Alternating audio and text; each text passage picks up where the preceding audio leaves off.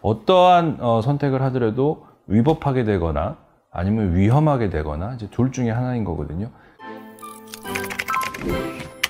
안녕하세요. 재화의 법률사무소 이재용 변호사입니다. 오늘 소개해드릴 영상은요, 킥보드도 자동차다라는 이제 1심 판결이 나온 사건이 하나 있어서 그 사건을 소개해드리려고 합니다. 비록 1심 판결이긴 하지만 이제 킥보드 관련해서는 이제 처음 나오는 판결이라 좀 의미가 있어 보여요. 이제 킥보드, 이제 요즘은 사람들이 킥보드를 이제 킥보드라고 안 하죠. 킥란이라고 하죠. 킥란이. 킥란이 이제 킥보드와 이제 고라니, 고라니 이제 사슴류의 이제 포유류 동물인데, 이제 갑자기 팍팍팍팍 막 튀어나오는 거를 이제 빗대어 가지고 고라니라는 동물이 팍팍 튀어나오다 보니까, 그래서 이제 그걸 합성어를 만들어서 이제 킥란이라는 이제 신조어가 생겼습니다. 근데 이제 문제는 뭐냐면은 그냥 킥보드라고 할게요. 저도 이제 입에는 킥란이라고 붙어 있긴 한데, 이제 킥보드가 사건이 은근히 많습니다. 은근히 많고, 그래서 그 통계를 보니까 2016년도에는 킥보드 관련된 사건이 49건에 불과했는데 작년에는 890건이 됐었다고 해요. 올해는 아마 더 늘어나겠죠. 그래서 통계에 따르면은 3년 만에 18배 이상으로 지금 늘어난 건데, 저도 이제 운전할 때는 이제 킥보드 보이면은 상당히 긴장하고 조심하거든요. 근데 이제 이번 사건 내용은 뭐냐면, 그 킥보드를 운전하신 분이 한 분 계셨는데 술이 많이 취하셨어요. 만취 상태였어요. 혈중 알코올 농도가 180이면은 굉장히 많이 취하신 거거든요.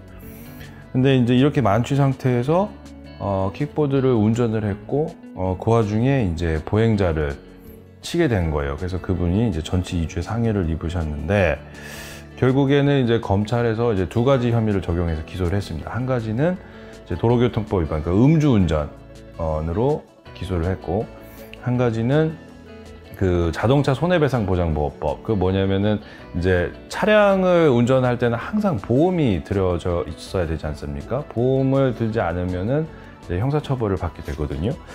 근데 이제 킥보드 역시 이제 자동차이기 때문에 보험을 들어야 되는데 보험을 안 들었다라는 취지로 검사가 이제 자동차 손해배상보장법도 적용을 해서 기소를 했어요.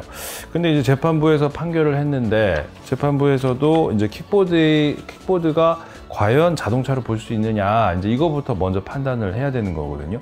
그래야 이게 음주운전도 될 수 있고, 뭐 자동차 손해배상보장법도 적용이 될 수 있고, 이제 이렇게 되는 건데, 이제 재판부 판결에 의하면은 이제 킥보드 같은 경우에도 전원을 공급받는 모터에 의해서 구동이 되고, 1인이 운행하는 이륜 자동차임을 인정할 수 있다. 이제 이렇게 결국 판결을 했어요. 그러니까 쉽게 얘기하면 이제 킥보드도 자동차다. 이제 이렇게 보시면은 맞고, 자동차이니까 술을 먹은 상태에서 자동차를 운전을 했기 때문에 당연히 음주운전이 되는 것이고, 그다음에 그 이제 보험 관련돼서 자동차 손해배상보장법이 적용이 당연히 될 수 있는데, 이제 문제는 뭐냐면, 지금 그 어떤 보험 상품도 그 킥보드 관련해서 자동차 책임보험 들듯이 뭐 종합보험 들듯이 이런 종합 그 보험 상품이 아예 없어요. 없다 보니까 일반 사람들 입장에서 상식적으로 봤을 때도 킥보드를 내가 운전을 하려고 하는데 이걸 별도로 보험을 들어야 되나, 이거 아시는 분들이 거의 없죠.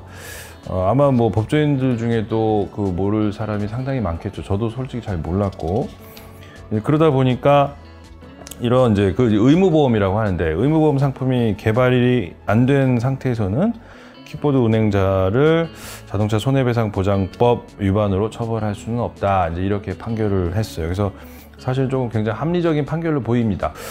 이분은 이제 징역 1년 2개월에 집행유예 3년을 선고를 받으셨어요. 술 먹고 킥보드 운전해서 사람을 쳤는데 결국에는 집행유예 판결을 선고를 받았습니다. 자, 그래서 이 판결이 저는 이제 개인적으로 상당히 의미가 있다라고 생각이 드는 부분이 뭐냐면, 킥보드가 일단 자동차라고 한 번은 정리가 된 부분, 물론 아직 1심 판결 단계입니다. 이게 나중에 뭐 대법원까지 갈지 안 갈지는 모르지만, 어찌됐건 이제 최초로 킥보드의 법적인 성격에 대해서 자동차라고 규정을 내린 판결이 됐고, 결국 자동차다 보니까 보험 관련된 부분도 이제 상품도 개발돼야 될 거고, 제도도 또 정비가 돼야 될 것이고, 또 자동차이다 보니까 이제 음주운전이라든지 내지는 이게 좀 애매한 부분이 하나 있어요. 어떤 부분이냐면 자동차니까. 근데 지금 대부분의 킥보드들이 보면은 이제 인도로 운행을 하지 않습니까? 사실 인도로 운행하면 안 되는 거예요. 쉽게 얘기하면 자동차가 인도로 웅 하고 달리는 거하고 이게 다른 게 아니거든요. 그러니까 지금 킥보드를 가지고 인도로 주행을 하게 되면 당연히 그건 도로교통법 위반이 될 것이고, 그러면 정확하게는 이제 차도로 다니는 게 맞거든요.